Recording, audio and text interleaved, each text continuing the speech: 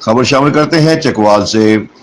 معروف کاروباری، سیاسی و سماجی شخصیت پرنس ممتاز بیکاری کلام حال مقیم اٹلی کے بانجے سندید احمد کی دعوت ولیمہ کی تقریب بیکاری کلام میں منعقد ہوئی، جس میں تمام مکاتب فکر کے لوگوں نے شرکت کی۔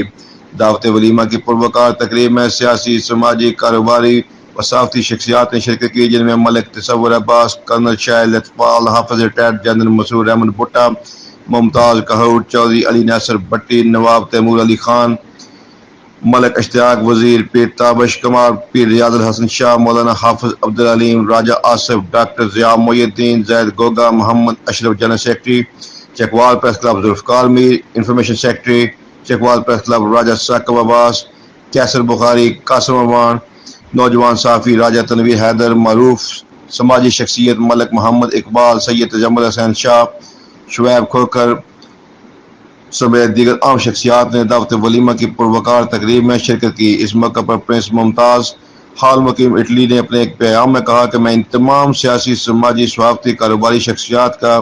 دل سے شکریہ ادا کرتا ہوں کہ جنہوں نے میرے بانجے سندید احمد کی دعوت ولیمہ میں شرکت کی اور اس تقریب کو رونق بخشی، اور میں ان دوستوں کا بھی شکریہ ادا کرتا ہوں کہ جنہوں نے اس تقریب کو پروکار بنانے میں اپنا